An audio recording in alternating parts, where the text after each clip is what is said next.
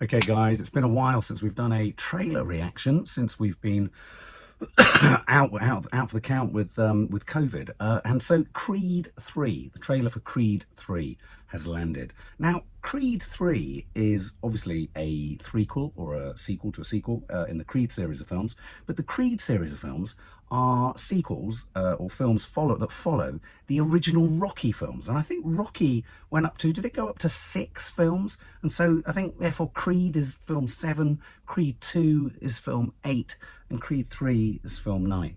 Now, I've said before, I kind of got with Rocky. I enjoyed Rocky. I do remember that Rocky 2 and Rocky 3 and Rocky 4, was Rocky 4 the one that had Mr. T? Was Mr. T in that one? And the other ones had obviously Dolph Lundgren in there, and it was Apollo Creed, wasn't it, that was Stallone's, was Rocky Balboa's opponent.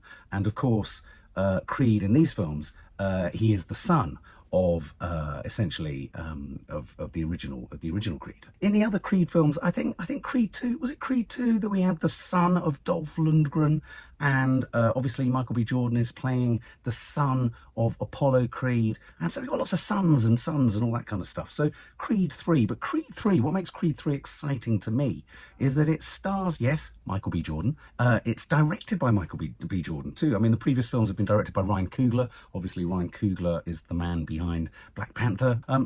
This is the stories by Ryan Coogler, but also the other mainstay that's been in all the other films has been Sylvester Stallone, Sly Stallone, who, I think, as I've said before, I think we've all got a fond spot for.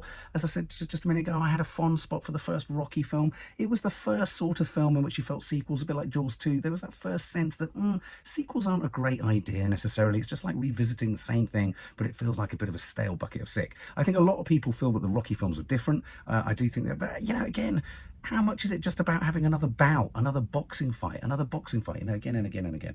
Which Rocky film was it? Was the James Brown song, "Living in America"? Which one was that from? Which film did that feature in? There have been some great moments, and the music from the original Rocky films was great. So I'm not up to speed. I'm not a Creed aficionado, but I tell you what, I am an aficionado of. I am a huge fan of Jonathan Majors, and Jonathan Majors, I think, plays Michael B. Jordan's main sort of antagonist or opposition, and he came to fame in a movie, an indie film called Last Black Man in San Francisco. He's a cracking actor. He's very nuanced. He's very sort of curious. He's very sort of oddball kind of actor. He was also in Lovecraft Country, the series that was on HBO television. So this is jam-packed full of talent.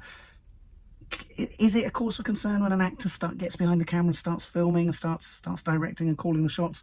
Don't know. I mean, the jury's out. I know that Michael B. Jordan has been involved in the production or producing of other films. So let's check this out. I'm coming at this less from, do I know the ins and outs of every single of the 9 Rocky films, which kind of, or 8 Rocky films that precede this one? No. Do I know a good sort of narrative hook with a good sort of narrative device of a fight and an underdog and victory and all that kind of malarkey? Yes. So I'm looking for that. There is no Sly Stallone in this one, I don't think. I think he features as a producer, but I don't think he's actually in this. In the previous 2 Creeds, I think he was Adonis Creed's trainer. I think that's right. So let's check this out. Let's see if it kind of pulls its punches, or whether it'll give me a KO in the first round, and whether I'll be absolutely on the floor and out for the count. Let's see. I spent the last 7 years of my life living out my wildest dreams. Bianca, Tessa Thompson, Rocky, my dad. This was built on their shoulders.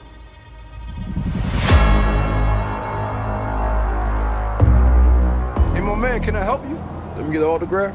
Nah, I ain't signing no autographs, but you get off my car. You don't remember me, huh?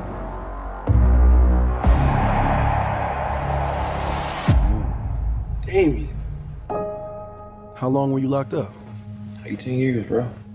Just got out last week. Glad to have you back out, huh? I know I've been away a long time, but I kept myself in shape. I still got gas in the tank. Come by the gym. Thank you. Curious what happened with you two? I didn't tell you. We was like brothers. I was the best, though. But I never got a chance to prove that. That's cute.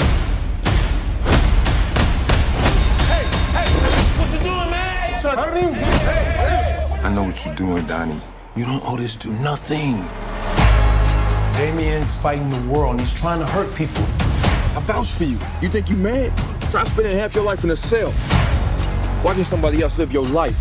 I'm coming for everything. You threatening me? Something is going on with you. Damien was like family.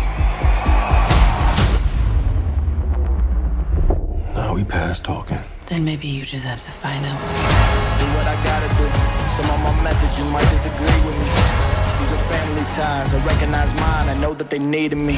It's traumatic stress. Watch it manifest. Got my only fear. I ain't scared of that. Did you hear me yet? I ain't scared of that. Did you hear me yet?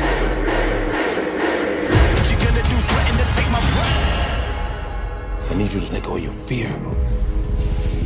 Let go of the guilt.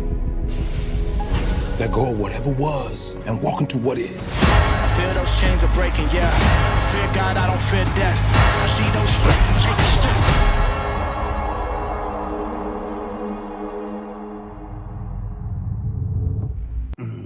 Well, I have to say, that looked tight. It looked slick. The two central performances look really powerful. They look strong. They look grounded. They didn't look cliche-ridden in any way. I mean, obviously, there's some cliched shots in there. There's lots of sort of, lingering shots over his body and him looking pensive and him thinking and all that kind of stuff. But that's to be expected. I like the premise for the conflict. There's a connection between them. There's a history. There's a brotherly kind of childhood thing going on there between the two of them. I'm not a Creed fan, I'm not entirely sure whether this is something that spreads or infiltrates the earlier films. So you're going to have that connection of youth and in a sense you can already see that Michael B. Jordan feels so much for the Jonathan Majors character that's going to possibly be his weakness. You've got the whole thing of Jonathan Majors trying to rehabilitate himself, trying to get back into society and all that kind of stuff. So I wonder whether there's going to be some kind of political commentary or socio-political commentary there about, people who have choices, people who don't have choices, what happens to people who get incarcerated and all that kind of stuff. I felt there were a few moments there where you felt Jonathan Majors was perhaps, his head was twizzing a little bit. Perhaps he's kind of suffering with some kind of PTSD, some trauma, some kind of mental health issue that could just take him outside of the normal kind of field of play, and so things could get a bit untoward in a sense. Tessa Thompson in there, and also you've got that thing, the iconography and the shots in a boxing film. When you've had something like Raging Bull, if you haven't seen Raging Bull, watch Raging Bull. Just the way in which that microphone comes down into the boxing ring and the sound and the sweat and it's just amazingly atmospheric. The boxing ring is such a sensationally cinematic construct, isn't it? Put the cameras in there, look into camera, all that sort of like bouncing in front of always backlit and all that kind of stuff.